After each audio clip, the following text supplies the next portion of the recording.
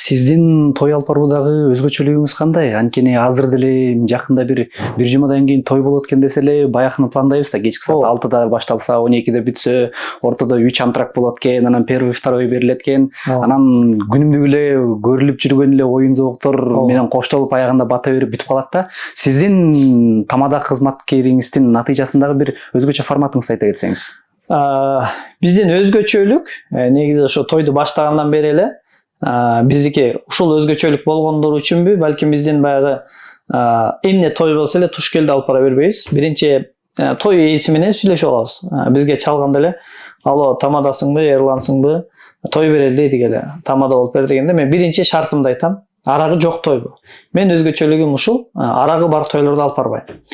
Экинчиси, айтам, азыр модадан кетип калды. Кайната менен келинди ортого чыгарып бийлеген антрак учурунда жөн эле каңкылдак конкулдак кылып бийлей бербестен, келиңиз ушул бийди жок кылалы, анын ордуна мен альтернатива башка кызыктуу нерсе таап берем десем, чындыгында той ээлери сүйүнүшөт. Азыр чындыгында Эшматтын тоюна бардык, Баланчанын тоюна бардык, Түйүндүн тоюна бардык. Ой, антракта бийлей эле беришет. Макул, жакшы болот экен дешип кабыл алышат. Анан дагы бир өзгөчөлүгү, мен ырчыларды жаман көрбөйм, бирок баягы фонограмма менен ырдаган ырчылыкты жактырбайм. Ошондуктан мен алып барган тойлордо чоң ырчы дейбизби, кичине ырчы айтор фонограмма менен ырдаган ырчылар келбейт. Көбүнчө мен тойго келгендер өзү даярданып келет. Ар бир кыргыз мен тоолорду сагынам деп ырдай берет. Ошол мейманчылыкка келген адамдарды ырдатканга аракет кыламын. Болгондо дагы жанагындай музыкасы менен жөн эле фонограмма эмес, жөн эле микрофонду живой кармап алып туруп эле колуна кармап алып таза ырдап берет. Мына ошол өзгөчөлүктөрүмдү жактырышат. Анан ата эне кичинесинен баштап эле баланы ушу баламдын тоюнда отурсам экен дейт. Мындан 6-7 жыл мурун ушул идея келип баштадык эле, азыр өнүгүп баратат. Башка тамадаларда колдонгонун көрүп калатабыз, Кудайга шүгүр. Төргө балдарды эмес, жаш келин менен баланы эмес, ата энени отургузабыз. Улуу ата эне, алар да сыймыктанып отурсун.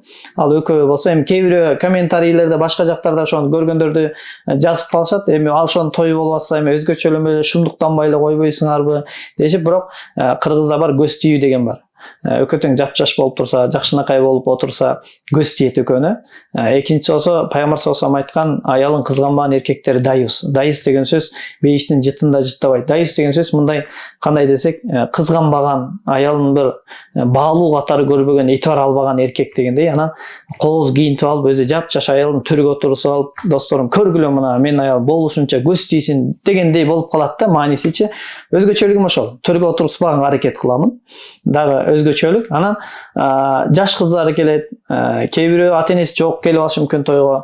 Ошол маалда эми колдон келишинче баягы түнкү 1-2-де тараган той эмес, колдон келишинче эрте баштап, эрте бүтүргөнгө, анан саат 5-ке чакырылса коноктор, кээ бир тойлор 8-де башталат. Ошону биз колдон келишинче эрте баштаганга аракет кылабыз. Ушундай бир айырмачылыктар, өзгөчөлүктөрдү кылганыбыз үчүн Кудайга шүгүр, өтө бизди чакыргандар да көп.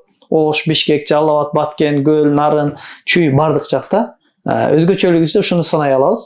Анан кээ бирөө сынап сурайбы же чындап сурайбы? Баланчанын тоюнда 2-3 жолу тоюңа катышып калдык. Акчаңды деле эми $100, $200 кошуп берели, арагы бар той алып барып бер дешет да. Кудан болбой атат дейт. Анан мен айтам, ошол $200 мага кошуп бергенден көрө, ошону кудаңызга берип коелу, туугандарыңыз арагы жок көндүрүп бериңиз деп айтпайсызбы десек, деп күлүп калышат да. Ушундай.